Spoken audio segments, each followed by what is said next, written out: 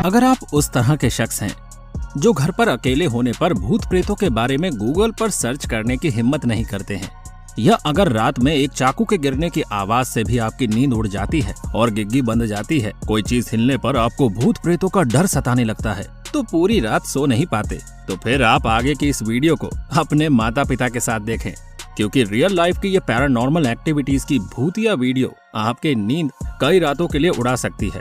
बात हो रही है पैरानॉर्मल एक्टिविटीज की, तो गौरव तिवारी को कौन भूल सकता है।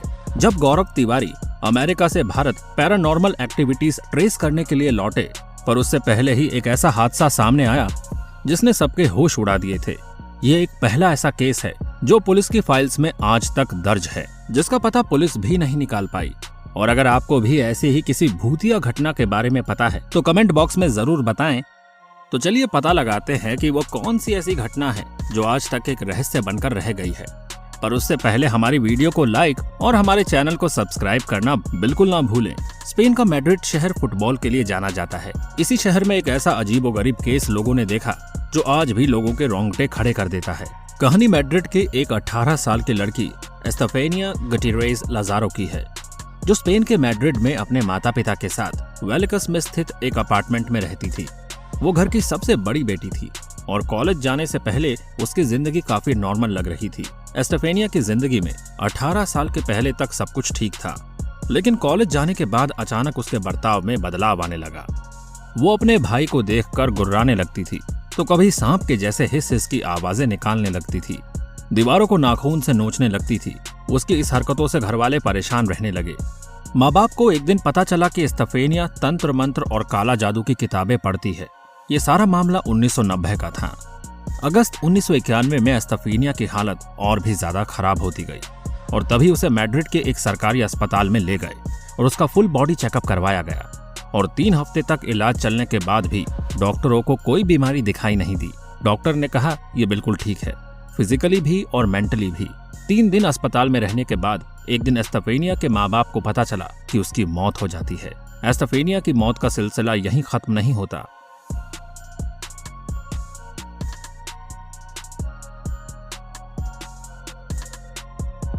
इसकी कहानी तो यहीं से शुरू होती है। एस्टेफेनिया के माँ बाप को अपनी लड़की की मौत का बहुत बड़ा सदमा लगा था। रिपोर्ट में भी केवल यही लिखा गया कि दिल की धड़कन रुकने से एस्टेफेनिया की मौत हो गई। पर एस्टेफेनिया के माता पिता शॉक में थे कि ऐसा कैसे हो सकता है, क्योंकि उसकी उम्र में हार्ट अटैक जैसी बीमारी नहीं होती थी और पोस्टमार्टम रिपोर्ट में कुछ नहीं निकला, सब क्लियर आया। किसी को कुछ समझ नहीं आ रहा था। उसके माता पिता उससे बहुत प्यार करते थे, इसलिए उसका कमरा उसके मरने के बाद भी साफ करते थे, बिस्तर को सजाते थे और रोज रूम को लॉक कर देते थे। पर 2-3 हफ्ते के बाद से ही कुछ अजीब सी घटनाएं महसूस होने लगी।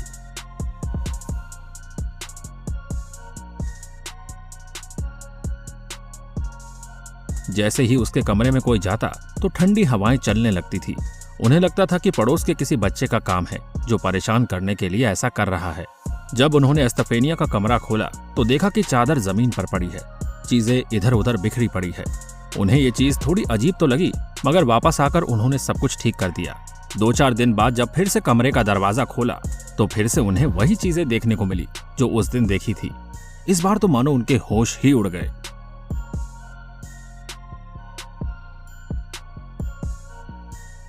उन्होंने पाया कि एस्टेफेनिया के कमरे से अजीबोगरीब आवाजें आ रही थी। इसके अलावा जब उन्होंने दीवार पर नाखूनों के नए निशान देखे तब उन्हें यकीन हो गया कि जरूर कुछ तो ऐसा हो रहा है जो नहीं होना चाहिए। घरवालों ने एस्टेफेनिया के कमरे के दरवाजे को नट बोल्ट लगाकर बंद कर दिया। अगले दिन फिर से कमरे में वही आवाजें आने लगी और माँ माँ कहकर कोई पुकार रहा था। इस बार कमरे में जो नट बोल्ट लगाए थे वो सारे के सारे निकल गए और दरवाजा भी अपने आप खुल गया था। जब एस्टेफेनिया के माँ बाप ने पड़ोसियों से इस बारे में बात की तो पड़ोसियों ने भी बताया कि उन्हें भी रात में घर से आवाजें सुनाई देती है। उसके बाद जब कुछ पड़ोसियों ने हिम्मत की और रात एस्टेफेनिया के घर पर रुके तो उन्होंने भी वही चीजें देखी और महसूस की।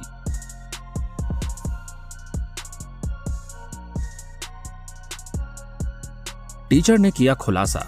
एस्टेफेनिया की मौत को 15 दिन से ज्यादा हो गए थे। तभी अचानक एस्टेफेनिया के कॉलेज की टीचर उसके घर पहुंची और बताया कि उसकी दोस्त के एक बॉयफ्रेंड की बाइक एक्सीडेंट में मौत हो गई थी, जिसके बाद एस्टेफेनिया की दोस्त डिप्रेशन में चली गई। एस्टेफेनिया अपनी इस दोस्त के बड़े करीब थी।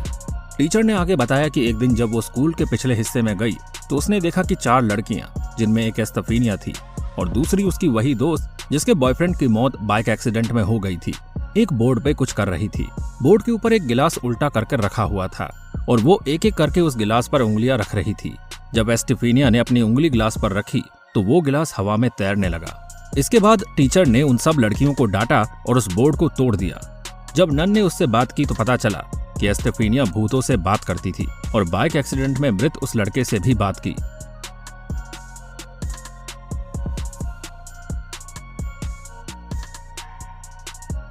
उसके बाद अचानक एक सफेद धुएं का गुबार सा आया और वो सीधे एस्टेफिनिया की नाक से होते हुए उसके शरीर में चला गया। ये बातें सुनकर एस्टेफिनिया के घरवाले और भी डर गए। घरवालों ने फिर से उसका कमरा खोला और पाया कि एस्टेफिनिया की तस्वीर जमीन पर पड़ी थी। पिता ने जब उस तस्वीर की तरफ देखा कि एस्टेफिनिया के चेहरे पर आग लगी हुई है, उन्होंने फिर से एस्टेफिनिया के कमरे को लॉक कर दिया। अगली रात कुछ ऐसा हुआ जो पहले कभी नहीं हुआ। उस रात एस्टेफिनिया की मां जब सो रही थी तो उसको लगा कि कोई उसके ऊपर चढ़ के बैठ गया है और उसका गला दबा रहा है। उन्होंने अपने आप को उस अदृश्य ताकत से छुड़वाने की बहुत कोशिश की और काफी देर बाद उस चीज को अपने शरीर से हटाया।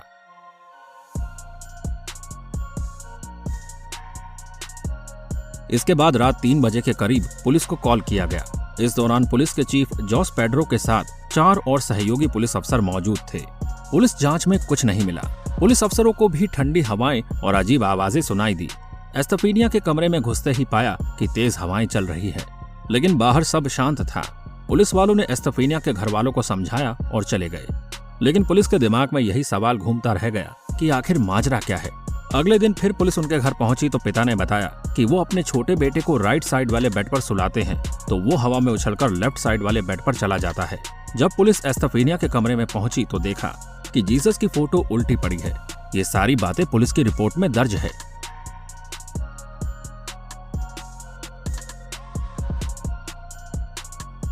ये खबरें मीडिया में आई, पुलिस ने इंटरव्यू भी दिया।